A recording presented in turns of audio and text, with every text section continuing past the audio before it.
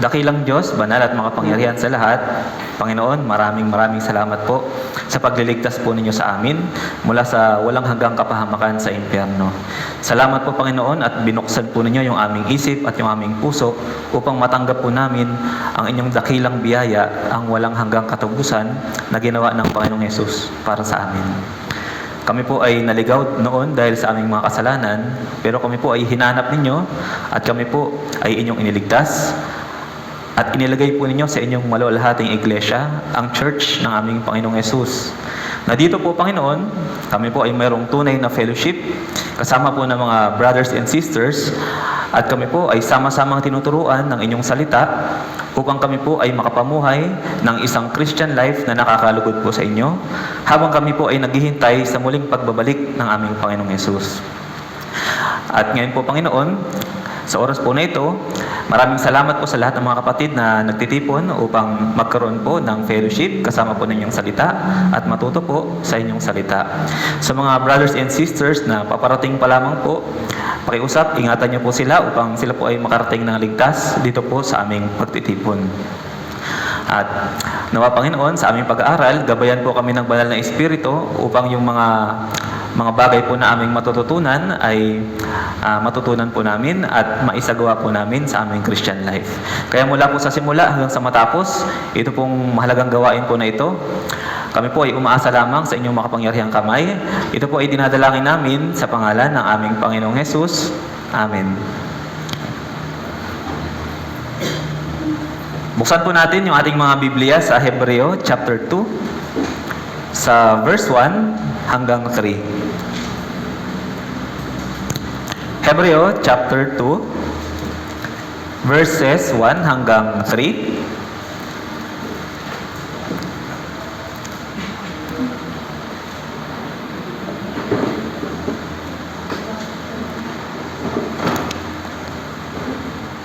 Hebreo chapter 2 verses 1 hanggang 3.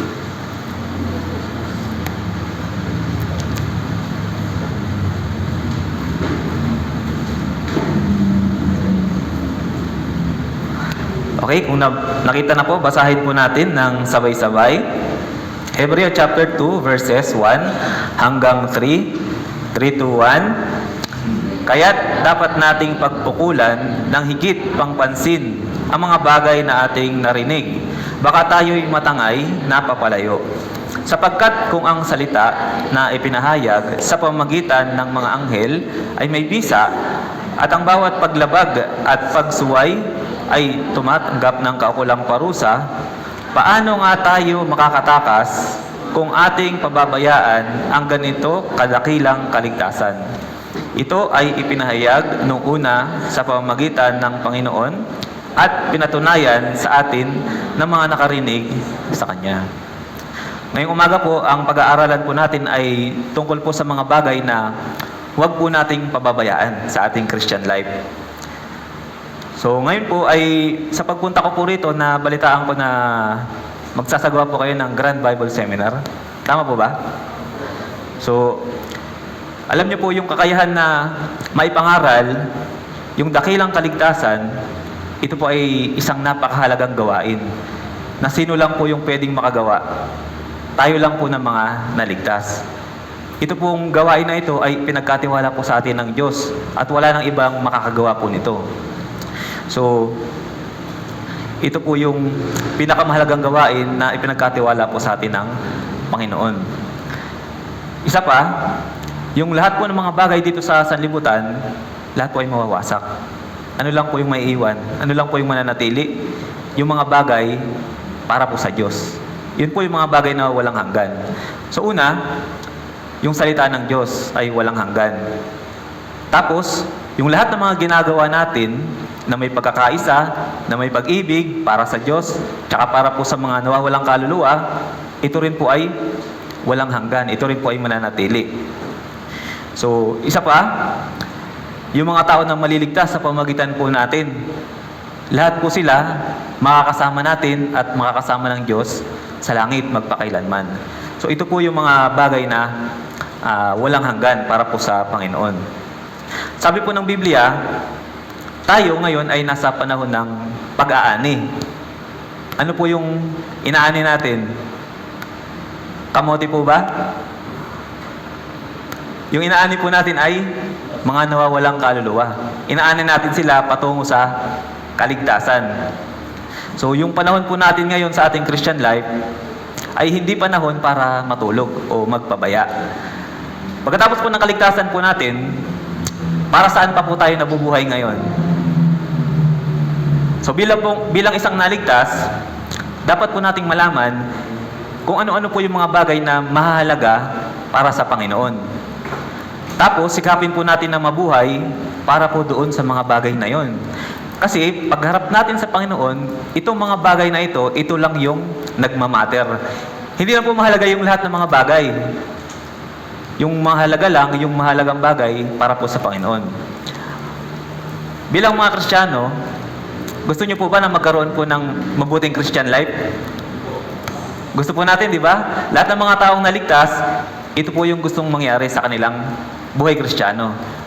Pero bakit po mahirap na ito ay mangyari? Bakit po mahirap na magkaroon ng mabuting Christian life? Kasi para po sa isang mabuting Christian life, hindi po sapat yung gusto lang natin. Tama po? Hindi po sapat na gusto lang. Kailangan mayroong paggawa.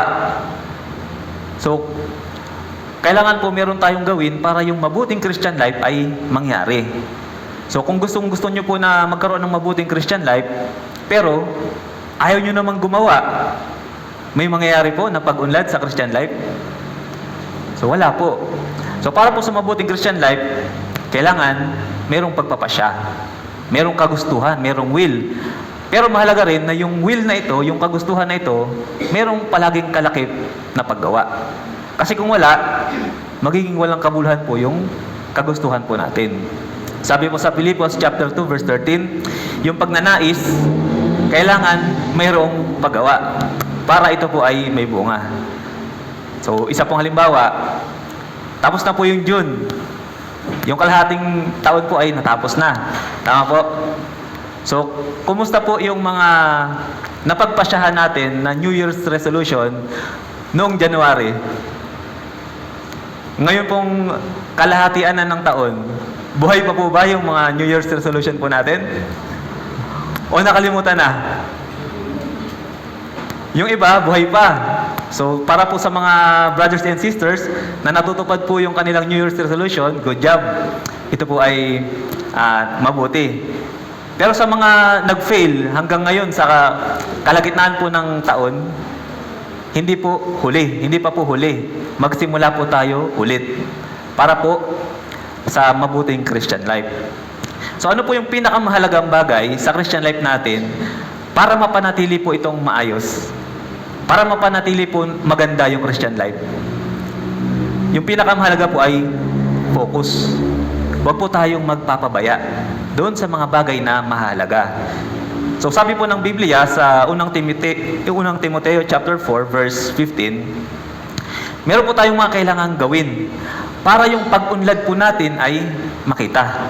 At yung pag-unlad po natin, kailangan po ay makita po araw-araw. Kailangan yung paglago mangyari po sa bawat araw. Pero ito pong paglago na ito, hindi po mangyayari kung hindi po natin gagawin yung mga dapat po natin gawin. Sa main verse po natin, sa mga Hebreo, ito pong sulat sa mga Hebreo, naka-address po ito sa mga Hudyo. Tama po? So, para po ito sa mga Israelita. At sa katunayan, yung mga Israelita, marami po silang natanggap ng mga salita ng Diyos. Pero, dito po sa mga Israelita, sa mga Hudyo, kahit marami silang natanggap na salita ng Diyos, marami sa kanila hindi po naligtas. Marami sa kanila, kahit naligtas, hindi po nagkaroon ng mabuting Christian life. Alam niyo po kung ano yung dahilan? Yung dahilan, dahil po pinabayaan nila yung salita ng Diyos. Hindi po nila itinuring na mahalaga yung salita ng Diyos. Ang itinuring po nilang mahalaga, yung mga bagay na hindi naman talaga mahalaga. Sa verse 3 po ng main verse po natin, babasahin ko po. Paano nga tayo makakatakas kung ating pababayaan na ang ganito kadakilang kaligtasan? Ito ay pinahayag noong una sa pamamagitan ng Panginoon at pinatunayan sa atin ng mga nakarinig sa Kanya. Yung pinakamahalagang bagay po sa ating pong Christian life, yung dakilang kaligtasan. Ganun din po sana sa mga Hudyo. Pero, pinabayaan po nila itong dakilang kaligtasan. Ibig sabihin, hindi po nila ito itinuring na mahalaga. Ano po yung itinuring na mahalaga ng mga Hudyo? Ito pong mga Hudyo, itinuring nila na mahalaga yung mga bagay na hindi naman mahalaga. Baliktad po yung ginawa nila. So para sa kanila, yung pinakamahalaga ay yung pagsunod sa kautusan. Itinuring nila yung mga anghel ay mas dakila kaysa kay Jesus. Kaya nga po sa Hebreo, isa sa pangunahing pinupunto po ng Hebreo ay yung mga anghel, sila po ay mga lingkod ng Diyos. At si Jesus, siya yung anak ng Diyos. Si Jesus, siya yung tagapagligtas. Siya yung namatay para sa ating katubusan. Si Jesus yung nagligtas sa atin. At siya yung pinakadakila sa lahat kaysa sa mga anghel. Ito po yung isa sa mga pangunahing punto ng aklat po ng Hebreo. So katulad po nito sa ating pong Christian life, so sa ating church, marami rin po tayong napapakinggan na salita ng Diyos. Tama po ba? Tungkol po sa kaligtasan, tungkol sa pagiging isang mabuting Kristiyano, tungkol po sa kalooban ng Diyos, marami po tayong naririnig na salita ng Diyos. Pero, ang tanong, bakit po sa tunay na church po mismo, mayroong mga tao na hindi pa sigurado sa kaligtasan? Bakit may mga tao po na hanggang ngayon hindi pa rin ligtas? Tapos sa mga naligtas, bakit po may mga matagal ng mga Kristiyano na naligtas, pero hanggang ngayon hindi pa rin lumalago sa Christian life? Hindi pa rin malago yung pananampalataya. Alam niyo po yung dahilan? Kapareho din po ng ginawa ng mga Hudyo. Pinabayaan po nila yung salita ng Diyos. So, kung hindi po natin papahalagahan yung mga bagay na mahalaga, wala pong magiging pag-unlad sa ating pong Christian life. Pero kung papahalagahan po natin yung mga bagay na talagang mahalaga para po sa Diyos, doon po magsisimula yung paglago natin, yung pag-unlad po natin sa Christian life. So ano po yung mga bagay na hindi po natin dapat pabayaan? So ngayon po, sa Christian life po natin, ano po yung mga bagay na itinuturing po ninyo na pinakamahalaga? Sa buhay po natin, mahalaga yung kalusugan. Tama po? Mahalaga po yung pamilya. Mahalaga po yung trabaho. So dapat lang na huwag po nating pabayaan yung mga bagay na ito. Ito po ay binigay sa atin ng Diyos para magkaroon po tayo ng maayos na Christian life. Ganun pa man, sabi po ng Biblia, merong mas mahalaga na huwag nating pababayaan. Mahalaga yung kalusugan, yung pamilya, yung trabaho, huwag nating pabayaan yan. Pero huwag po nating pababayaan yung mas mahalaga. So kapag yung mga tunay na mahalagang bagay ay hindi natin pinabayaan, mag-uumpisa po yung pag-unlad natin sa Christian life. Kung para po sa isang tao, pinapahalagahan niya yung mga bagay, tapos ginagawa niya yung lahat ng mga gawa niya para doon sa bagay na yon, sigurado uunlad po siya sa mga bagay na pinapahalagahan niya. Tama po? Halimbawa, sa isang tao na mahalaga para sa kanya yung pera, gagawin po niya yung lahat para kumita ng pera. Tama po? Ano po yung magiging resulta? Magkakaroon siya ng pera. Diba? Lahat ng mga pwedeng pagkakitaan, gagawin niya. Kaya, kikita siya ng pera. Kung itinuturing naman ng isang tao na yung pamilya ay mahalaga, walang kahit anong bagay na hindi niya gagawin para sa pamilya niya. Tama po? Kung yung trabaho ay pinakamahalaga para sa isang tao, ano po yung mangyayari sa kanya? Gagawin niya yung lahat para sa trabaho niya. Kaya, ano po mangyayari? Mapopromote siya kasi ginagawa niya yung lahat para sa trabaho niya. Kung yung kalusugan ay pinakamahalaga, mabubuhay tayo na iniingatan natin yung kalusugan po natin. So sabi po ng Biblia, huwag nating pababayaan yan kasi binigay yan sa atin ng Diyos. Pero, huwag nating pababayaan yung pinakamahalaga. So ano po yung mga bagay po na ito? Iisa-isahin po natin. Sa verse 3, babasahin ko po ulit sa main verse po natin. Paano nga tayo makakatakas kung ating pababayaan ang ganito kadakilang kaligtasan? So unang-una po na pinakamahalagang bagay na huwag po nating pababayaan ay yung dakilang kaligtasan. So yung kaligtasan, ito po yung pinakamahalaga sa lahat. Yung katotohanan na si Jesus, yung anak ng Diyos ay namatay para po sa atin, para tayo ay maligtas, ito po ay isang nakakamanghang katotohanan. Sa pamamagitan po ng kamatayan ni Jesus, tayo naman po ay nagkaroon ng buhay. Buhay na walang hanggan. Tayo po bilang mga makasalanan, nakatadhana tayo na mapunta sa impyerno. Pero yung hatol na para sa atin ay kinuha ni Jesus. Kaya nga tayo po ay nagkaroon ng kaligtasan, ng buhay na walang hanggan. So, para po dito, sa dakilang kaligtasan po na ito, meron po ba kayong pwedeng ikumpara o pwedeng ipagpalit sa dakilang kaligtasan po na ito? Wala po, di ba? Ito po yung pinakamahalaga sa lahat. Dito po sa mundo natin na ito, sino po yung pinakakawawa na tao? Para sa atin, para sa mga taong hindi ligtas, kawawa yung mga mahihirap, yung mga walang makain. Pero sa harapan po ng Diyos, yung pinakakawawang tao, yung pong tao na mapupunta sa impyerno. Kahit pinakamayaman pa siya dito sa buong mundo, pero kung hindi siya naligtas at pupunta siya sa impyerno, siya po yung pinakakawawang tao sa harapan po ng Diyos. Sa Lucas, meron pong dalawang tao dito na ipinagkumpara. Si Lazaro at yung mayamang lalaki. Si Lazaro, isa po siyang pulubi, pero napunta siya sa langit. Yung mayamang lalaki, napakayaman niya, pero napunta naman siya sa impyerno. So yung mga mayayaman po dito sa mundo, kinaiinggitan po sila ng mga tao. Yung paraan ng pamumuhay nila, kinaiinggitan. Pero para po sa Diyos, kahit ikaw yung pinakamayaman, kung hindi ka naman ligtas, ikaw yung pinakakawawang tao. So para din po sa Diyos, sa harapan po ng Diyos, pinakamahalaga rin yung kaligtasan. At tayo po, lahat ng tao binigyan ng Diyos ng pagkakataon para magkaroon ng kaligtasan. Kaya po, kung meron tayong isang bagay lang na dapat ipagpasalamat po sa Diyos, bilang taong naligtas, ito po yung dakilang kaligtasan po natin. Isang araw, ito pong sanlibutan na ito ay mawawasak. Lahat po ng mga tao na ipinanganak at nabuhay dito sa mundo, lahat po tayo ay ipinanganak na nakakaranas ng pagdurusa. Mayaman ka man o mahirap ka man, mayroong pagdurusa, mayroong alalahanin.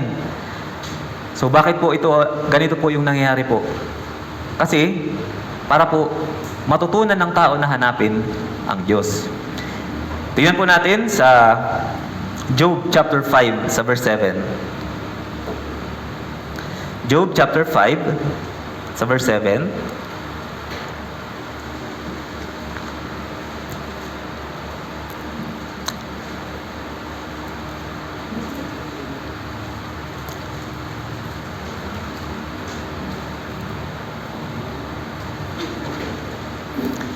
Job chapter 5 sa verse 7.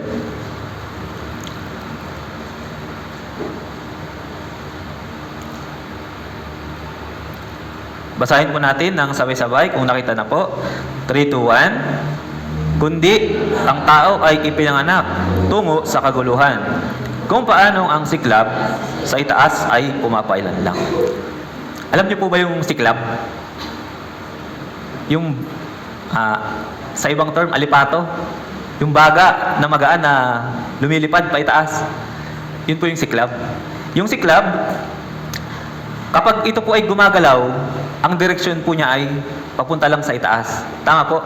Kapag may apoy, may siklab, yung direksyon niya pataas lang. Yung siklab, kahit gustuhin niyang pumunta sa ibang direksyon, hindi po pwede. Talagang pataas lang yung direksyon niya. Ngayon, kagaya po nito, yung tao, ipinanganak po para sa kaguluhan at pagdurusa.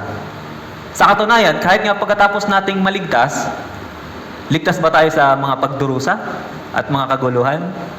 Hindi po, di ba? Meron pa rin mga pagdurusa. Para saan po? Para patuloy nating hanapin yung katwiran po ng Diyos. So kahit mga ligtas na po tayo, may mga pagdurusa pa rin. Pero sa kabila po nito, sabi po ng Biblia, huwag po nating pababayaan yung mga bagay na mahalaga. Huwag lang puro pagdurusa yung iniisip po natin. Huwag po nating pabayaan yung mga bagay na mas mahalaga. So yung mga tao po na, mga Kristiyano po na hindi pinababayaan yung dakilang kaligtasan sa kanilang puso, palagi po silang mayroong kagalakan. Kahit na po dumaraan sa mga pagdurusa, hindi po nababagabag yung puso nila. Palagi pong mayroong pasasalamat. Kasi mayroong kagalakan para po sa pamumuhay, para po sa Diyos.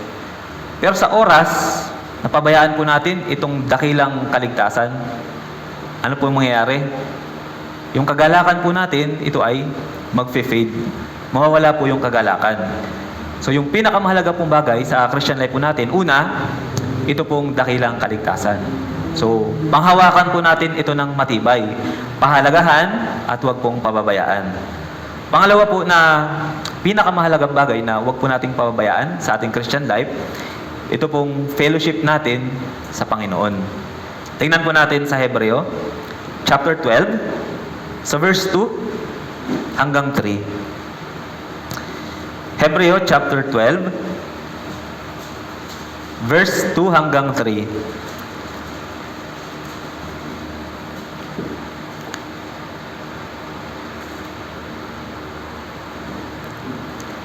Hebreo chapter 12, verse 2 hanggang 3.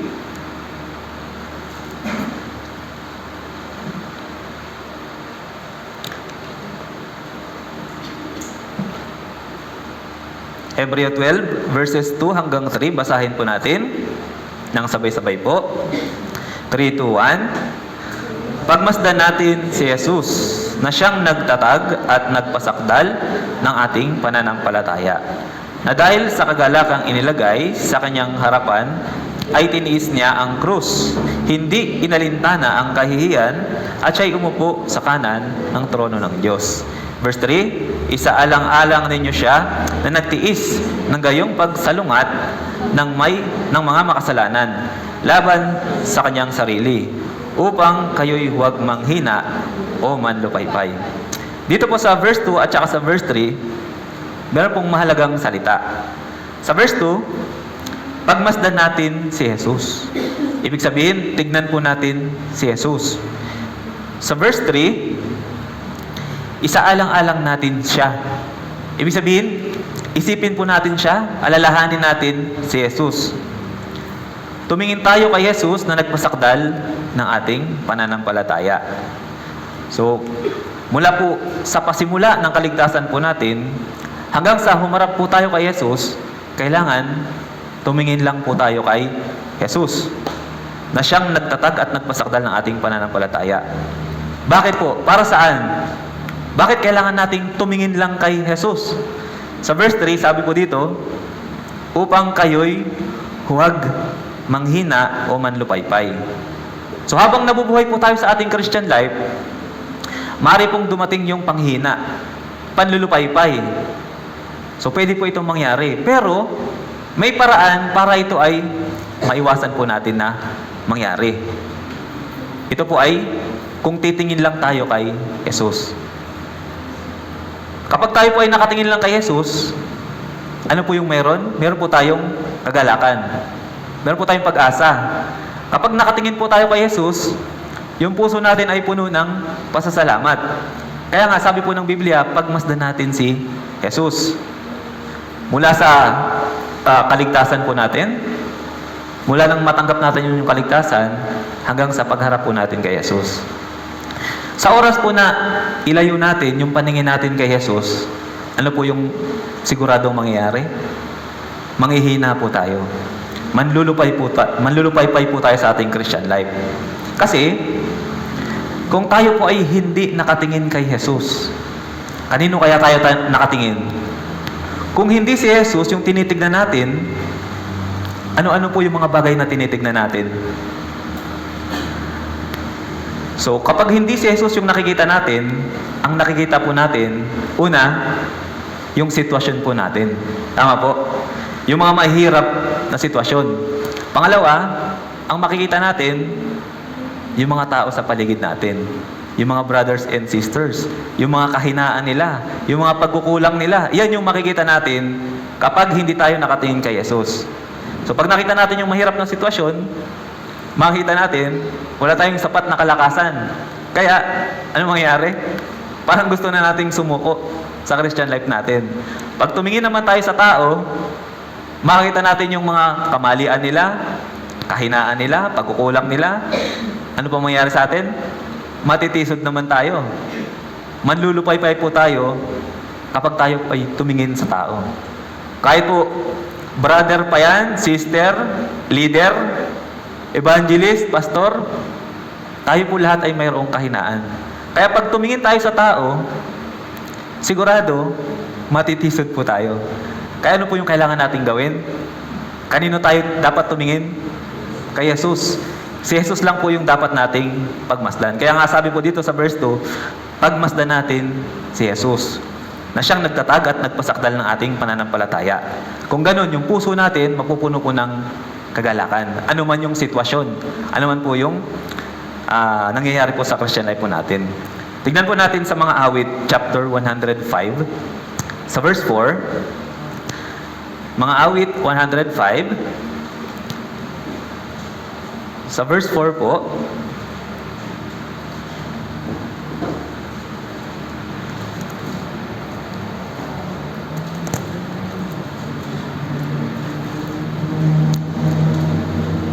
mga awit 105, sa verse 4,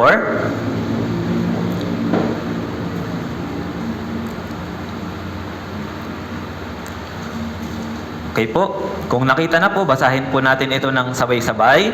3, 2, 1. Hanapin ninyo ang Panginoon at ang kanyang kalakasan. Patuloy ninyong hanapin ang kanyang mukha.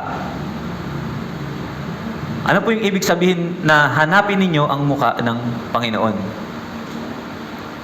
Sabi po, di ba, pagmasdan natin si Jesus. Tapos sabi po dito, hanapin ang mukha ng Panginoon. Ang ibig sabihin po nito ay, sikapin po natin na magkaroon ng malapit na fellowship sa Panginoon.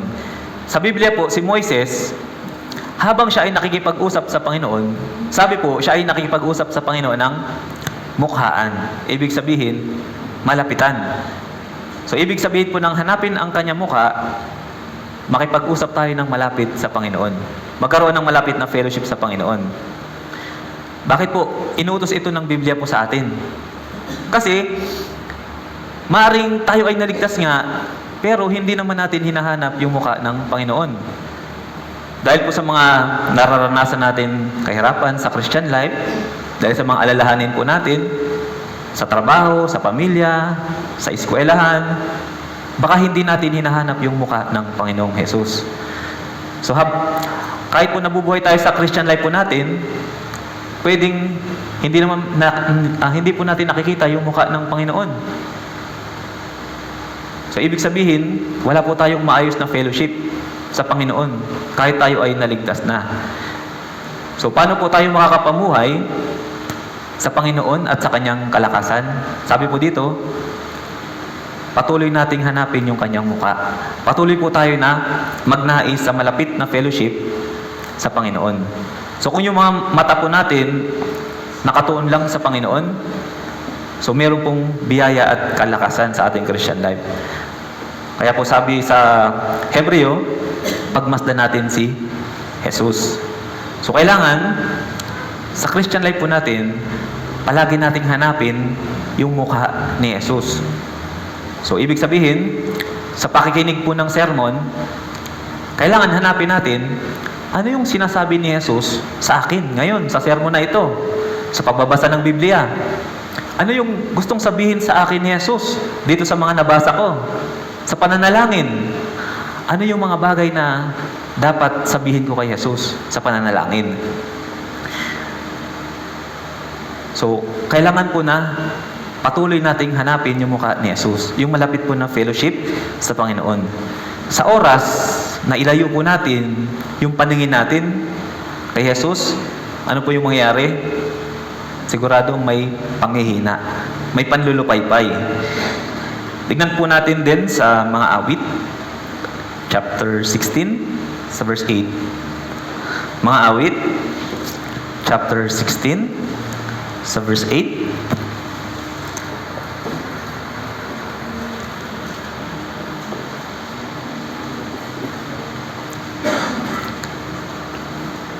Mga awit, chapter 16, sa verse 8.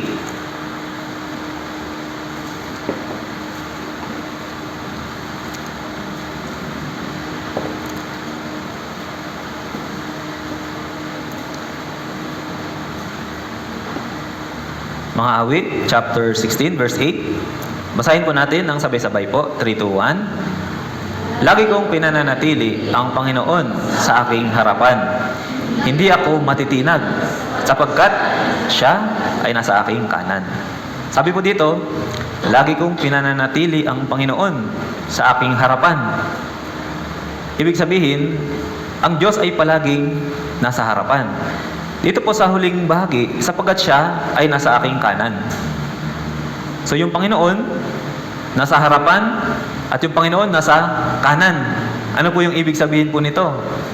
Ibig sabihin po, kung hinahanap natin yung mukha ng Panginoon, yung malapit na fellowship po sa Kanya, siya po ay palaging nasa kanan natin. Na palaging umaalalay sa atin anuman yung sitwasyon po natin. Kung hinahanap natin yung mukha ng Panginoon, yung malapit na fellowship sa Kanya, siya po ay palagi na nasa unahan natin. Na palaging nangunguna sa Christian life po natin. So ano po yung dahilan bakit madaling mayanig yung Christian life? Madaling matinag yung Christian life? Yung dahilan po kasi hindi po natin hinahanap yung mukha ng Panginoon.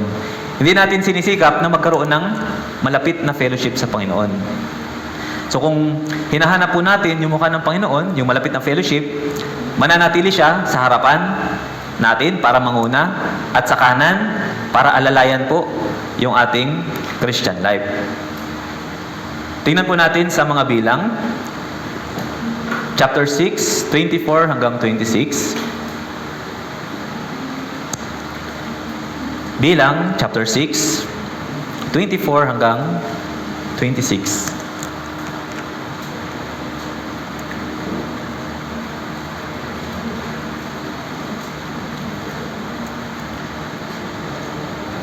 Bilang, chapter 6, 24 hanggang 26.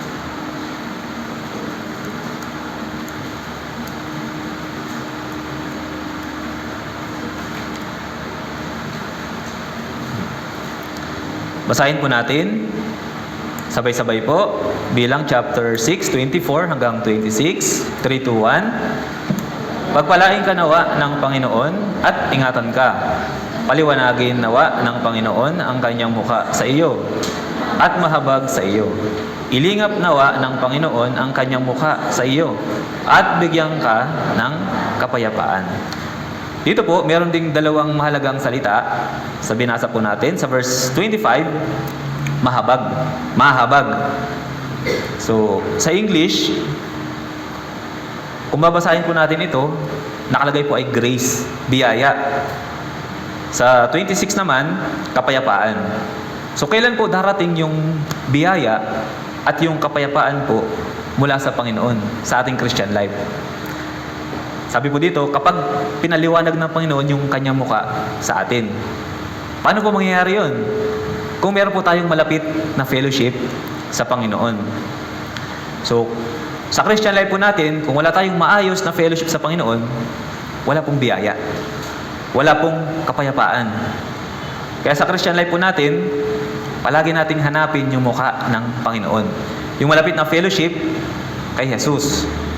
So kung pababayaan po natin yung fellowship sa Panginoon at ititingin po natin yung ating mga mata sa mga bagay na ituturing po natin na mas mahalaga kaysa sa Panginoon, ano po yung mangyayari? Ikukubli po ng Panginoon yung kanyang mukha mula po sa atin. ito po yung dapat pag-ingatan po natin sa Christian life. Na huwag ikubli ng Diyos yung kanyang muka sa atin. Kung ibabaling po natin yung paningin natin sa ibang mga bagay, at ituturing natin yun na mahalaga, sabi po ng Biblia, ikukubli niya yung kanyang muka sa atin. Tingnan po natin sa Deuteronomy chapter 31 sa verse 18. Deuteronomy chapter 31 sa verse 18.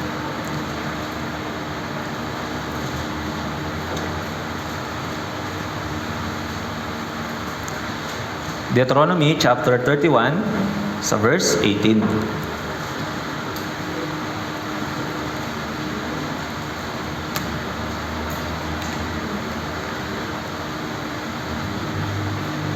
Sa Lumang Tipan po, Deuteronomy chapter 31 verse 18.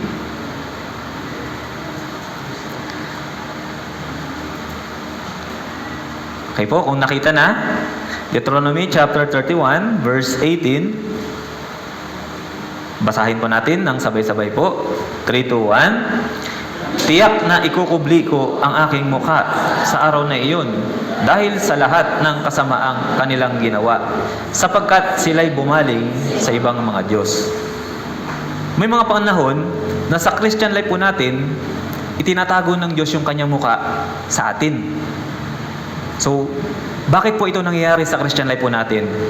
Kapag tumingin po tayo sa ibang bagay, at yun yung pinahalagahan natin, sa halip na yung Panginoon, yung mga bagay po na yun, yung nagiging Diyos-Diyosan po natin. Yung mga mata natin, palagi na lang doon nakatingin sa mga bagay po na yun. So kapag ganito, yung ginagawa po natin sa Christian life, ano po yung mangyayari? Ikukubli ng Diyos yung mukha niya sa atin. Ano po yung mangyayari sa Christian life natin? Magiging mahirap yung pananalangin. Magiging mahirap at saka nakakaantok yung pagbabasa ng Biblia. Pagkatapos, sa pakikinig natin ng sermon, parang walang pumapasok sa isip natin. Parang wala tayong naunawaan. Ito po ay isang uri ng disiplina. Ibig sabihin, mayroong kasalanan o kaya mayroon tayong tinitignan na mas tinuturing natin na mas mahalaga kaysa sa Diyos. Sa panahon na ito, ikukubli ng Diyos yung kanyang muka sa atin. Walang maayos na fellowship. Kasi sa ibang bagay tayo nakatingin at yung ibang bagay na yun yung pinapahalagahan po natin. Tingnan din po natin sa Genesis chapter 32, 24 hanggang 25. Genesis chapter 32, 24 hanggang 25.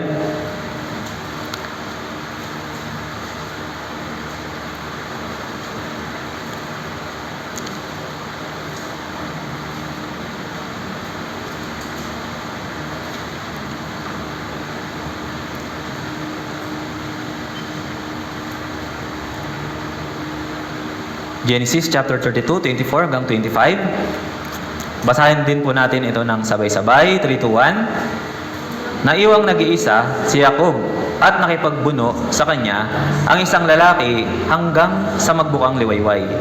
Nang makita ng lalaki na hindi siya manalo laban kay Jacob, hinawakan niya ang kasukasuan ng hita ni Jacob.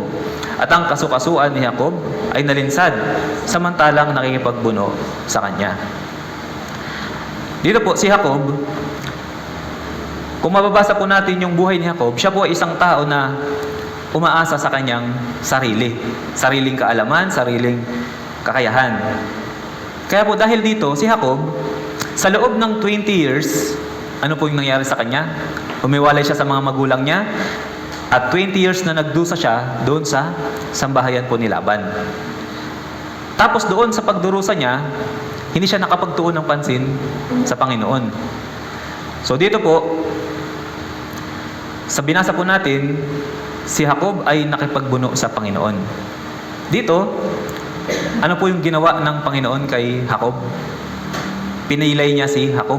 Pinabagsak niya si Jacob. So nung pinilay ng Diyos si Jacob, pinabagsak niya si Jacob, ano po yung nangyari kay Jacob? Nakita po niya yung mukha ng Panginoon. So ganito rin po sa Christian life natin, minsan, hinahayaan po ng Diyos na tayo ay bumagsak para hanapin po natin yung mukha ng Panginoon. Tingnan din po natin sa verse 30. So ito po yung nangyari. Genesis chapter 32, sa verse 30. Genesis chapter 32, sa verse 30.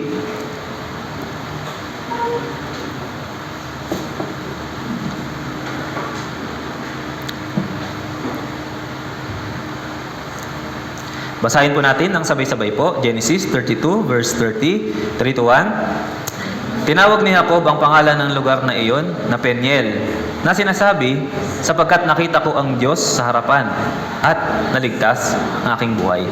Sa English version po, nakita niya yung mukha ng Panginoon. So si Jacob, dito po, pinilay siya ng Diyos. Kasi si Jacob po ay umaasa sa kanyang sariling kakayahan, sariling karunungan. Kaya pinabagsak siya ng Diyos. Nung pinabagsak ng Panginoon, si Jacob, doon niya nakita yung mukha ng Panginoon. So tayo rin po sa Christian life po natin, makikita po natin yung mukha ng Panginoon, hahanapin natin yung mukha ng Panginoon kapag tayo po ay bumagsak. Kapag tayo po ay nabigo. Kasi, hahayaan po ng Diyos na mangyari ito dahil hindi natin hinahanap yung maayos na fellowship sa Panginoon. Hindi natin hinahanap yung kanyang mukha. Hindi tayo nagtitiwala sa kanya, kundi sa sarili nating karunungan. So mula po sa kaligtasan po natin, kailangan po ng pagpapakumbaba. So lahat po tayo, bago po tayo nakarating sa kaligtasan, ano po yung nangyari po sa atin? Tayo po ay nagpakumbaba. Naunawaan po natin na para sa kaligtasan, para makarating sa langit, hindi po tayo pwedeng umasa sa sarili nating kakayahan. Sa Christian life din po natin, kailan po natin masigasig na hinahanap yung mukha ng Panginoon? Yung paggabay ng Diyos. Kapag tayo po ay nabibigo. Kapag yung mga bagay na inaasahan natin, hindi po nangyayari. Kapag yung mga pamamaraan natin nag-fail, hahanapin natin yung mukha ng Panginoon. So kaya minsan po talaga hinahayaan ng Diyos na mangyari yung mga kabiguan sa atin para ibalik natin yung paningin natin sa Panginoon. Dahil po, araw-araw kailangan po nating hanapin yung mukha ng Panginoon. So doon po natin matatanggap yung biyaya at kagalakan at kapayapaan na mula po sa Diyos. Kaya huwag po nating pababayaan. Una, yung dakilang kaligtasan. Tapos pangalawa, yung fellowship. Malapit po na fellowship sa Panginoon. Pangatlo, na huwag po nating pababayaan sa ating Christian life, yung pagsunod po sa salita ng Diyos. Tignan din po natin sa Josue chapter 18 sa verse 3. Josue chapter 18 sa verse 3.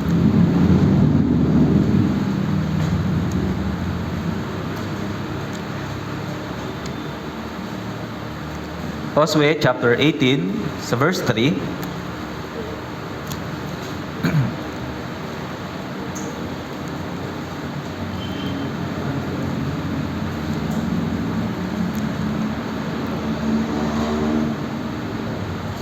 Okay, kung nakita na po, Josue chapter 18 sa verse 3 sa Lumang Tipan po.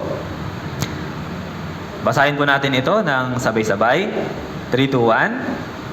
At sinabi ni Josue sa mga anak ni Israel, hanggang kailan kayo magpapakatamad na pasukin ang lupaing ibinigay sa inyo ng Panginoon, ng Diyos ng inyong mga ninuno? Dito po, sabi, hanggang kailan kayo magpapakatamad? Pero sa English, pag binasa po natin ito, ang nakalagay po doon na word ay neglect. Ibig sabihin, pabayaan. Sabi ng Diyos, dito po sa mga Israelita, sakupin na ninyo yung lupain na ito dahil ibinigay ko na ito sa inyo. Pagkatapos, paghati-hatian na ninyo. Pero yung mga Israelita, pinabayaan po nila yung utos ng Diyos. Hindi nila agad sinunod yung utos ng Diyos. Kaya kung babasahin po natin, ano po yung mga sumunod na nangyari? Yung mga Israelita, hindi na nila mapaalis yung mga tribo na nakatira doon sa lupain. Tapos, naging problema na nila ito simula noon. Kasi, pinabayaan po nila yung utos ng Diyos. Hindi nila agad sinunod yung utos ng Diyos. So, kagaya po nito, Bakit po nagkakaroon ng problema sa ating Christian life? Kadalasan po, dahil nagpapabaya tayo doon sa mga bagay na dapat ginagawa po natin kaagad. Kapag pinabayaan po natin yung mga bagay na alam naman natin na dapat nating gawin, pero hindi po natin ginawa. Kapag nalaman po natin yung kalooban ng Diyos, yung mga bagay na dapat nating gawin, ano po yung dapat nating isagawa? Gawin po natin agad yung kalooban ng Diyos. Kasi, kalaunan, pag hindi natin yung sinunod, magkakaroon po ng problema yung Christian life po natin. Sa Christian life po natin, paano po umuusad? Paano po lumalago yung ating Christian life? Nakadepende po yan kung gaano tayo sumusunod sa kalooban po ng Diyos. So kung lahat po ng mga natutunan natin, lahat ng mga nalaman natin na kalooban ng Diyos, last year, sa lahat ng mga napakinggan at natutunan natin, sinunod po natin lahat. Sigurado, yung Christian life po ninyo ngayon, ngayong taon, hindi na katulad ng Christian life ninyo last year. Tama po? Mas maunlad na kayo ngayon kasi sinunod niyo yung kalooban ng Diyos. Lahat ng natutunan ninyo last year. Pero, kung sa lahat po ng mga napakinggan ninyo ng salita ng Diyos, na kalooban ng Diyos, last year, wala po kayong sinunod. Halimbawa, wala kayong sinunod kahit isa. Yung Christian life po ninyo last year, tsaka this year, meron kayang naging pagbabago? Wala po, di ba? Wala pong magiging pag-unlad. Kaya po yung paglago natin ay nakadepende kung tayo po ay sumusunod po sa kalooban ng Diyos. Ngayon, bakit ba kasi tayo ay nagpapabaya at hindi po tayo sumusunod? Isa po yung dahilan. Dahil hindi po natin iniisip na ito ay mahalaga. So kung ituturing po natin na ito ay mahalaga, automatic susundin po natin. So alam po natin na dapat tayo ay sumunod sa salita ng Diyos, sa kalooban po ng Diyos. Pero bakit minsan ay hindi po tayo nakakasunod? Kasi minsan, inisip natin na hindi ito mahalaga. Alam po natin, dapat dumalo tayo ng mga sermon at fellowship. Pero bakit minsan, hindi po tayo dumadalo? Bakit may mga brother and sister na hindi po dumadalo? Kasi po, hindi nila iniisip na ito ay mahalaga. So, binabaliwala po nila yung salita ng Diyos. Kasi, kapag ganito, ang totoo, yung dahilan po ay wala silang totoong pagkatakot sa Diyos. Hindi po talaga sila natatakot sa Diyos. Kaya yung taong nagpapabaya sa salita ng Diyos, ito yung mga tao na hindi talaga natatakot sa Diyos. So sa pamamagitan po ng mga action, ng paggawa po natin, ng mga ginagawa natin, nahahayag po yung laman ng puso natin. Nakikita kung ano yung mga bagay na pinapahalagahan po natin. Tignan po natin sa mga Kawikaan, chapter 20, sa verse 11.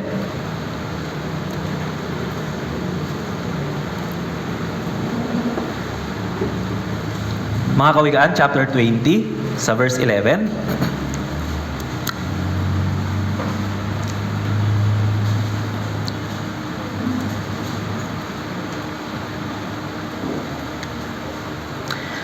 Kawikaan 20, verse 11. Kung nakita na po, basahin natin. Sabay-sabay po. 3, 2, 1. Ang bata man ay nakikilala sa pamamagitan ng kanyang mga gawa, kung ang kanyang ginagawa ay malinis at tama.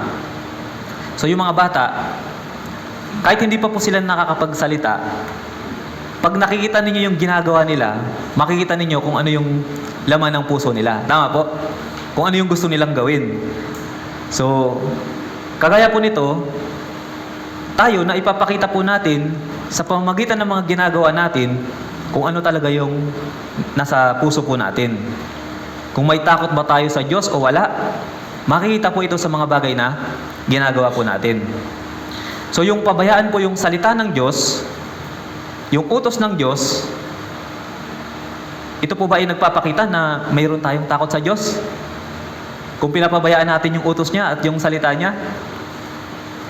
Kung ganito po, hindi po ito nagpapakita ng pagkatakot po sa Diyos. So, isipin po natin, ngayon po sa Christian life natin, ano yung mga bagay na dapat ay ginagawa po natin ng regular, ng maayos, pero hindi po natin ginagawa. So, ano-ano po yun? Unang-una, yung pananalangin. Inutos po ng Diyos sa mga Kristiyano na manalangin tayo ng walang patid. Tama po? Sumunod yung pagbabasa ng Biblia. Sinabi po ng Biblia, inutos po sa atin ng Diyos, basahin natin yung Biblia sa bawat araw ng ating buhay. Tama po? Sumunod, pagdalo sa fellowship. Inutos din po ng Diyos sa atin, manatili tayo sa Kanya. At huwag nating pabayaan yung pagtitipon. So, kung yung mga bagay po na dapat na ginagawa natin ay hindi po natin ginagawa, yung mga bagay na inutos po ng Diyos ay hindi natin ginagawa, ito po ay pagpapabaya sa salita ng Diyos. Pagpapabaya po ito sa utos ng Diyos. Sa makatuwid, kung ginagawa natin ito, binabaliwala po natin mismo yung Diyos. Sa Mateo po, chapter 21, 28 hanggang 31, meron po ditong isang talinhaga tungkol po sa mag-aama. Yung tatay, meron 2 anak. Pareho niyang inutusan na pumunta doon sa ubasan at magtrabaho. So, sabi ng tatay doon sa unang anak, "Anak, pumunta ka doon sa ubasan at magtrabaho." Sabi ng unang anak, "Ayaw ko." Pero kalaunan, nagbago yung isip niya. Tapos, sumunod din siya doon sa tatay niya. Ngayon, yung pangalawa, ganun din yung sinabi ng tatay. Pero ganito yung sinabi ng pangalawa. "Opo, sige po, pupunta ako." Pero, hindi naman pumunta. Hindi naman sinunod yung tatay niya. Dito po sa dalawang magkapatid po na ito, sino yung sumunod sa kalooban ng ama nila? Yung una o yung pangalawa? Yung una. Kahit na sinabi niya, "Ayoko," pero nagbago yung puso niya at sumunod siya. So, yung sumunod sa pamamagitan ng paggawa, yung may aksyon, ito po yung gusto ng Diyos na gawin po natin. So, sa totoo lang po, ganito rin yung madalas nangyayari sa church.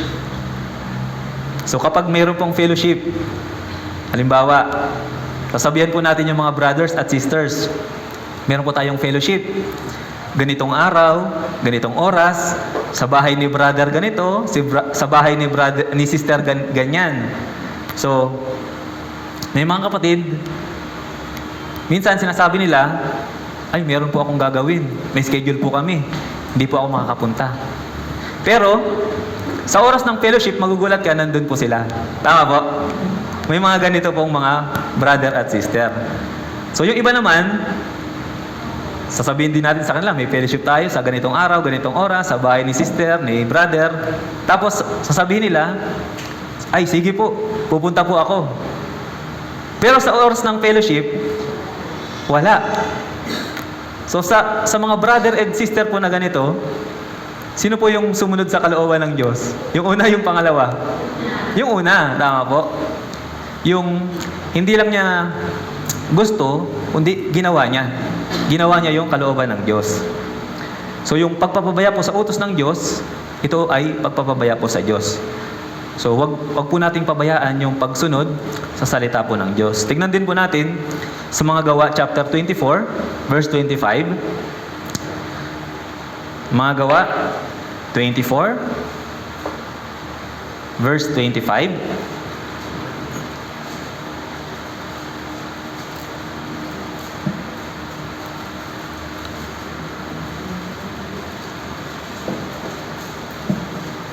Bagong tipan po, mga Gawa, chapter 24,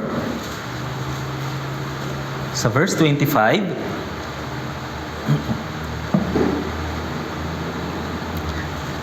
Okay, kung nakita na po, basahin natin ng sabay-sabay po, 3, 2, 1. Samantalang tinatalakay niya ang tungkol sa katwiran, pagpipigil sa sarili, at sa paghuhukom na darating, nangilabot si Felix at sumagot, "Umalis ka muna ngayon, at kapag nagkaroon ako ng pagkakataon, ay ipatatawag kita." Sabi po dito, si Felix ay nangilabot. Ibig sabihin, parang natakot siya. Pero sabi niya, "Umalis ka muna ngayon." Bakit po sinabi ni Felix, "Umalis ka muna ngayon"? Nangilabot siya pero sabi niya, umalis ka muna ngayon. Kasi kahit sinasabi po dito na si Felix ay nangilabot, ang totoo, hindi talaga siya nagkaroon ng tunay na takot sa Diyos. Sa kabila ng ipinapangaral sa kanya ni Pablo. Hindi niya itinuring na mahalaga yung mga bagay na naririnig niya mula kay Pablo. Sabi po sa main verse po natin, kaya't dapat nating pag-ukulan ng higit pang pansin ang mga bagay na ating narinig. Dito po, ipinapangaral ni Pablo kay Felix yung tungkol sa katwiran. Ibig sabihin, tungkol po sa kaligtasan, katwiran ng Diyos. Pagkatapos, tungkol po sa pagpipigil sa sarili, sanctification. At pagkatapos, yung paghuhukom na darating, yung muling pagdating ni Jesus. Pero, dito po, pagkatapos na masabi ni Pablo yung mga bagay na ito, ano po yung isinagot ni Felix? Sabi niya, next time na lang. Sa susunod na lang, pag may time ako, ipatatawag kita. Tapos, saka tayo mag-usap. So ito pong next time na lang, kailan po natin ito madalas naririnig? Kailan po? Pag nag-evangelize po tayo, di ba? Pag iniimbitahan po natin yung mga tao para sa Bible seminar. Tama po? Sa pag-iimbita, sinasabi po natin sa kanila, attend po kayo ng Bible seminar. Pag-aaralan po natin doon, yung tungkol po sa tunay na kaligtasan. Paano po tayo magkakaroon ng kasiguraduhan? Paano tayo makakapunta sa langit? Pero, yung mga tao, hindi po nila pinapahalagahan yung mga salita po na ito. Tama po? Dahil hindi nila ito pinapahalagahan, ano po yung sinasabi nila? Next time na lang. Pag may oras na lang ako. So, maintindihan po natin sila kasi kagaya ni Felix, pwedeng hindi pa talaga sila nagkaroon ng tunay na takot sa Diyos. So, yung nakakalungkot po nito, itong next time na lang ay marinig natin sa mga brothers at sisters. Tama po? So, yun yung pinakamalungkot na bagay. So, pagdalo po ng Wednesday sermon, sabihin ng mga brothers and sisters, next time na lang. Pagod ako, galing ako ng trabaho. Pero next time, galing din naman ulit ng trabaho. Tama po? Pagod din naman. So, yung next time, dumarating po, hindi. Madalas, hindi. Hindi po dumarating yung next time. Sa pagdalo po ng Sunday sermon, next time na lang, ang dami kong labahin. Wala na akong isusuot pag hindi ako naglaba. Tapos sa susunod na naman, ganun na naman. So yung next time, hindi rin dumarating. Sa pagbibigay po ng tithes and offering, next time na lang, wala akong budget ngayon, kapos ako. Pero next time, ganun na naman. So bakit po sinasabi ng mga brothers and sisters, next time na lang? Ano po yung dahilan? Madalas, hindi naman kasi talaga walang time. Madalas, kasi ayaw po nilang bigyan ng time. Ayaw nilang paglaanan ng pagkakataon. Bakit po ayaw? Kasi, hindi po nila itinuturing na mahalaga ito pong mga bagay na ito. Kaya, madali po nilang pinababayaan. So, huwag po tayong maging pabaya sa mga bagay na dapat po nating ginagawa bilang mga Kristiyano. So, kailan po natin dapat gawin yung mga bagay po na ito? Gawin po natin ngayon na. Ngayong linggo. Ngayong buwan. Gawin po natin. At kapag inumpisan po natin itong gawin, yung pag-unlad po ng Christian life natin, mag-uumpisa na rin. Makikita po natin yung pag-unlad po natin sa Christian life. Tapos, maipapakita natin sa Panginoon at sa mga tao, sa mga brothers and sisters, pati sa mga tao hindi ligtas, na tayo ay talagang may tunay na takot sa Diyos. Tama po? Kung pinapahalagahan po natin, ito pong mga bagay na dapat ay ginagawa po natin. Sa kabilang banda, kung patuloy po tayong magpapabaya sa mga bagay po na ito, at patuloy natin sasabihin, next time na lang, so pinapakita po nito na binabaliwala natin yung salita ng Diyos. Baliwala yung Diyos sa atin, yung salita ng Diyos sa atin. So kung meron po tayong kailangan gawin sa Christian life po natin, gawin po natin ngayon. Ngayong linggo, ngayong araw, ngayong buwan. So ito po yung paraan para matanggap po natin yung biyaya at pagpapala po ng Diyos. So isa po sa mga idinadalangin po natin sa ating pong Christian life, na yung mga tao sa paligid po natin, lalo na yung mga mahal natin sa buhay, ay magkaroon po ng kaligtasan. So at yung dalangin po natin, sana itong panalangin na ito ay sagutin agad ng Diyos. So paano po madaling masasagot ng Panginoon yung mga dalangin po natin na ito? Lalo na tungkol po sa kaligtasan ng mga mahal po natin sa buhay. Tingnan po natin sa 2 Corinthians chapter 10 sa verse 6. 2 Corinthians chapter 10 sa verse 6.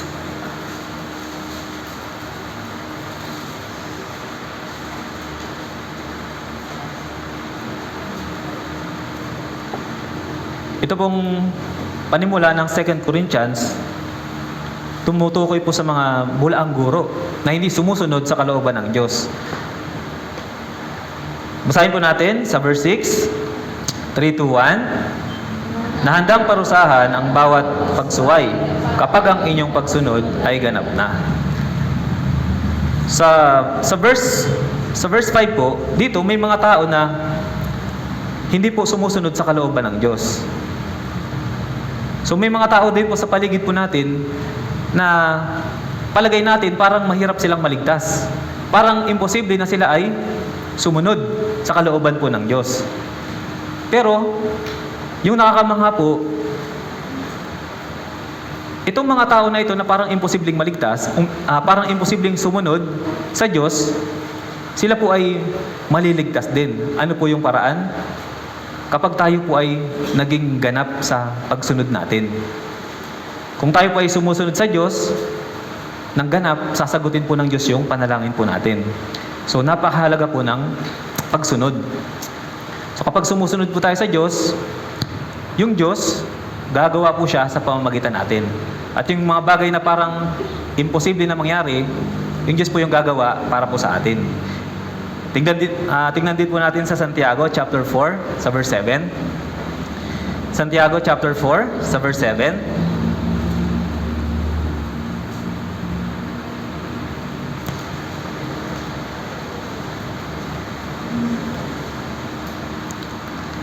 Santiago chapter 4 sa verse 7.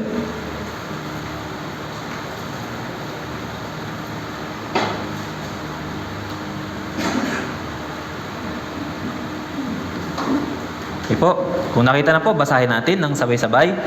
3-2-1. Kaya't pasakop kayo sa Diyos, labanan ninyo ang dyablo, at siya'y lalayo sa inyo. Yung Christian life po ng bawat isa sa atin, sinasabi po ng Biblia na ito ay spiritual na digmaan. Ito po ay digmaan, laban po kanino? 3 bagay. Una, sa sinful nature po natin. Pangalawa, sa impluwensya ng sanlibutan. Pangatlo, kay Satanas. So, paano po natin matatalo yung 3 kalaban po na ito sa ating Christian life? Sa spiritual na digmaan. Sabi po dito, sa pamamagitan po ng pagsunod sa Diyos. Pagpapasakop po sa Diyos. Kung tayo po ay sumusunod at nagpapasakop sa Diyos, mananalo po tayo laban kay Satanas, laban sa impluwensya ng sanlibutan, at laban po sa ating sinful nature. So kung tayo po ay nagpapasakop at sumusunod sa Diyos, meron pong pagtatagumpay. So may mga tao po na sinisikap nila na dayain yung Diyos. Sinasabi po nila, mahal nila yung Diyos, nasa puso nila yung Panginoon. Pero, hindi naman sumusunod at nagpapasakop sa salita ng Diyos. So kapag ganito po, yung totoo, hindi po nila niloloko yung iba. Hindi nila niloloko yung Diyos. Ang niloloko po nila, yung kanilang sarili. Tingnan po natin, Galatia chapter 6, verse 7. Galatia chapter 6, sa verse 7.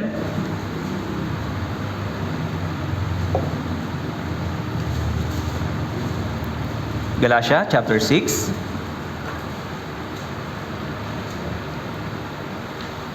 Verse 7.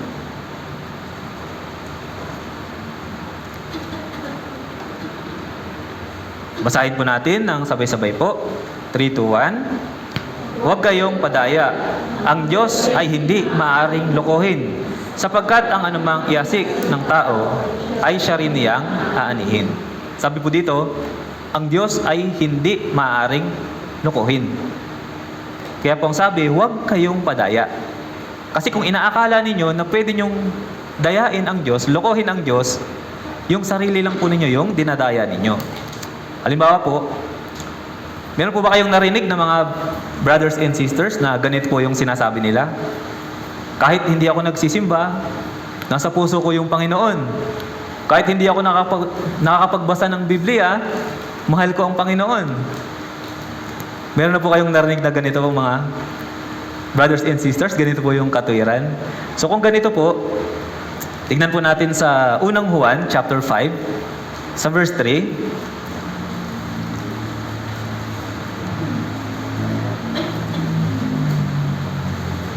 Unang Juan, chapter 5, sa verse 3.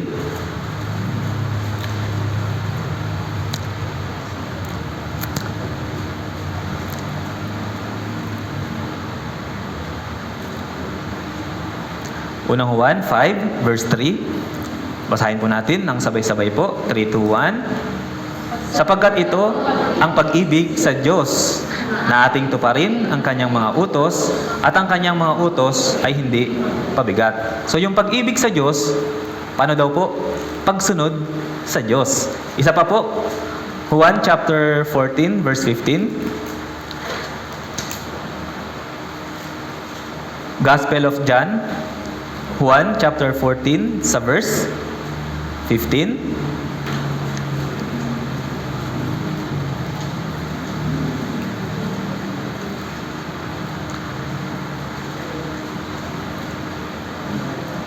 Juan chapter 14, verse 15, basahin po natin. Sabay-sabay po. 3, 2, 1. Kung ako'y inyong minamahal, ay tutuparin ninyo ang aking mga utos. So kapag sinasabi natin na mahal natin yung Diyos, nasa puso natin yung Diyos, pero hindi natin sinusunod yung salita ng Diyos, so, yun po ay magiging kasinungalingan. Tama po? Kapag ganito, hindi po natin niloloko yung Diyos. Ang niloloko po natin yung ating sarili. Kaya sabi po, huwag kayong padaya. So kung mahal po natin ang Diyos, kung nasa puso natin ang Diyos, dapat meron pong pagsunod. So yung utos ng Diyos, ano-ano po ba? Nabanggit na po natin na kanina po, di ba? Pananalangin, pagbabasa ng Biblia, pananatili sa Kanya. Ano pa po? Magmahalan sa isa't isa, magpatawaran sa isa't isa, magparaya sa isa't isa. So ito po yung inuutos po ng Diyos sa atin. So kung mahal po natin ang Diyos, susundin po natin itong mga utos po na ito. So kung sinusunod po natin yung utos ng Diyos, ibig sabihin, totoo na mahal nga natin yung Diyos. Totoo na nasa puso nga natin ang Diyos. Pero kung hindi po, sabi po, huwag kayong padaya. Ang Diyos ay hindi maaaring lokohin. So, dinadaya natin yung sarili natin kapag sinasabi natin mahal natin ang Diyos, pero wala pong pagsunod. So, yung mga bagay po na huwag nating papabayaan sa ating Christian life, una, yung dakilang kaligtasan. Pangalawa, yung fellowship po sa Panginoon. Tapos, yung pagsunod po sa salita ng Diyos. Panghuli, na bagay po na huwag nating pababayaan sa Christian life po natin, yung pong pagliligtas ng mga nawawalang kaluluwa. Tingnan po natin sa Mateo chapter 23, sa verse 23. Mateo chapter 23, sa verse 23.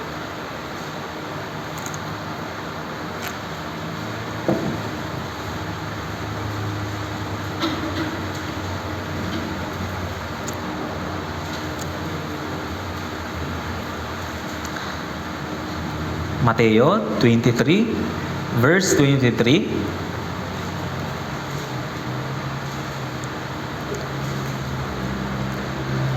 Ay po. Kung nakita na po, babasahin po natin ng sabay-sabay. 3, 2, 1. Kahabag-habag kayo, mga eskriba at mga pariseyo, mga mapagkunwari, sapagkat nag-iika po kayo ng yerbabuena, ng anis at ng komino, at inyong pinababayaan ang higit na mahalagang bagay ng kautusan, ang katarungan, ang habag, at ang pananampalataya. Subalit, dapat sana ninyong gawin ang mga ito nang hindi pinababayaan ang iba. Sabi po dito, at inyong pinabayaan ang higit na mahalagang bagay ng kautusan. Pinabayaan ninyo ang katarungan, habag, at pananampalataya. So, pinabayaan po nila yung mga pinakamahalagang bagay ng kautusan. Ano po ba yung pinakamahalagang bagay po sa kautusan? So, una, pag-ibig sa Diyos. Pangalawa, pag-ibig sa kapwa. Kapag nagawa po natin yung dalawang utos na ito, sabi po ng Biblia, para na nating nagawa yung buong kautusan. So, pag-ibig sa Diyos at pag-ibig sa kapwa. So, paano po yung pag-ibig sa Diyos? Sa lahat ng bagay, i-consider natin yung Diyos. Paano po yung pag-ibig sa kapwa? Pag-ibig sa kapwa, ibahagi po natin yung gospel. Ito po yung pinakamabuting bagay na pwede nating gawin para po sa isang tao. Yung pagliligtas po ng nawawalang kaluluwa. So, ito pong pagliligtas ng mga nawawalang kaluluwa, sa harapan po ng Diyos, ito rin yung pinakamahalagang bagay. Kaya lang ito pong mga Hudyo, nakatuon yung pansin nila sa mga bagay na hindi naman mahalaga. So sa Sabat, may mga tao po na hindi makakain. Kaya mahina sila at halos mamatay. So ito pong mga tao na ito, yung mga Hudyo na ito na hindi makakain, dapat po ba tulungan sila ng mga kapwa nila Hudyo o pabayaan na lang sila para hindi nila malabag yung Sabat? So ano po yung mahalaga? Pagsunod doon sa Sabat o iligtas yung buhay ng kapwa? Iligtas yung buhay ng kapwa, tama po. Pero itong mga Hudyo, itong mga Israelita, mas mahalaga sa kanila na huwag nilang malabag yung Sabat. So kahit mamatay kayo dyan, bahala kayo. Basta hindi ko lalabagin yung Sabat. Kasi bawal magtrabaho. Kaya nga itong mga Hudyo, pati si Jesus inaaway nila. Kapag si Jesus ay gumagawa ng pagpapagaling, ng mahimala, tumutulong sa ibang tao.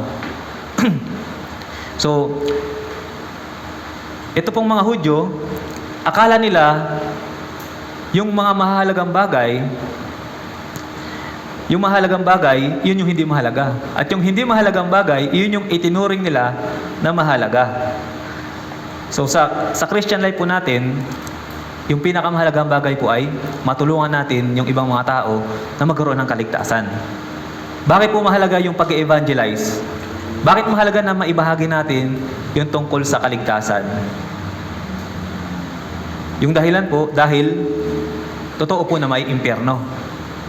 Naniniwala po ba kayo may impyerno? May langit po na pupuntahan ng mga taong naligtas. At may impyerno na pupuntahan ng mga taong hindi naligtas. Ngayon, sa pamamagitan po ng gospel, ng mahalagang ebanghelyo, yung isang kaluluwa na pupunta sana sa impyerno, ay pwedeng mapunta sa langit.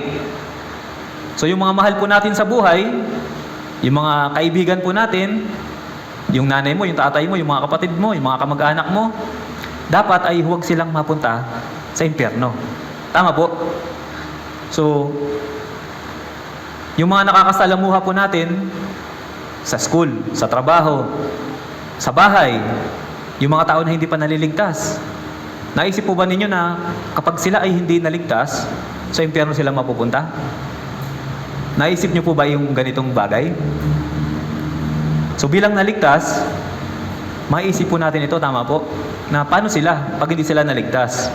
Kaya nga po, nagtitipon po tayo, nagkakaroon po tayo ng fellowship, tapos nag-evangelize para po sila ay maligtas. Kasi kung wala pong impyerno, langit lang, walang impyerno. Ibig sabihin, walang kabuluhan yung pagsisikap po natin. Walang kabuluhan na nagtitipon-tipon tayo. Walang kabuluhan na nagpapagod tayo para mag-evangelize kung walang impyerno. Pero, may impyerno. Tunay po yung impyerno. Kaya nga, kailangan po natin na mag-evangelize. Paano po kung halimbawa, bigyan po kayo ng pagkakataon ng Diyos para masilip kung ano yung itsura ng impyerno? Papayag po ba kayo? Ipapasilip sa inyo ng Diyos kung gaano kakilakilabot yung lugar po ng impyerno. Kung saan yung mga pamilya natin, yung mga mahal natin sa buhay na hindi maliligtas, doon mapupunta. Siguro po, kapag ginawa ng Diyos yun sa atin, ano po yung malamang na mangyari po sa atin? Baka hindi na po tayo makatulog. Tama po? Baka po, hindi na tayo matulog sa pananalangin na sana huwag mapunta doon yung mga mahal natin sa buhay. Tapos, baka lahat ng mayroon tayo, ubusin natin, gamitin natin para ma-evangelize natin yung mga mahal natin sa buhay. So, yung impyerno po ay isang tunay na lugar na kung saan yung mga taong hindi maliligtas ay doon po pupunta. Kaya po, huwag nating hayaan yung mga mahal natin sa buhay ay mapunta po doon. Tingnan po natin sa Ikalawang Kronika. Ikalawang Kronika, chapter 30.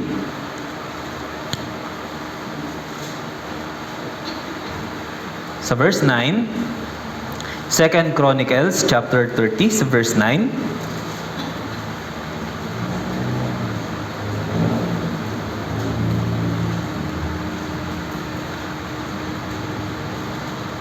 Second Chronicles chapter 30 verse 9. Kung nakita na po, basahin po natin ng sabay-sabay. 3, 2, 1. Sapagkat kapag kayo'y nanumbalik sa Panginoon, ang inyong mga kapatid at ang inyong mga anak ay makakatagpo ng habag sa mga bumihag sa kanila at ibabalik sa lupaing ito. Sapagkat ang Panginoon ninyong Diyos ay mapagpala at maawain at hindi niya ilalayo ang kanyang mukha sa inyo kung kayo'y manunumbalik sa Kanya. Sabi po dito, babasahin ko po ulit, sapagkat kapag kayo'y nanumbalik sa Panginoon, ang inyong mga kapatid at ang inyong mga anak ay makakatagpo ng habag. Ibig sabihin, sa pamamagitan po natin, maaaring maligtas yung maraming mga tao. Lalo na yung mga mahal po natin sa buhay. Katulad po ni Jose sa Genesis. Dahil po sa kanya, marami pong buhay yung naligtas. Sa pamamagitan po ni Jose, yung mga kapatid niya nakapanumbalik sa Panginoon. So ito po yung isang bagay na kayang-kaya rin po nating gawin. Sa pamamagitan natin, maraming mga tao yung pwedeng maligtas. Kaya nga po, bilang isang Kristiyano, bilang isang taong naligtas, kailangan po nating mabuhay ng matuwid, ng banal sa harapan po ng Diyos. Kasi, yung kabanalan po, yung pagsunod, yung maayos na pamumuhay Kristiyano, ito po ay konektado sa kaligtasan po ng mga tao na nakapaligid po sa atin. Tingnan din po natin sa Job chapter 22, sa verse 30. Job chapter 22, sa verse 30.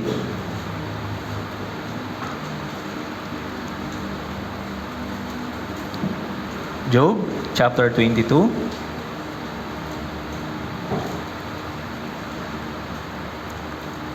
Sa verse 30.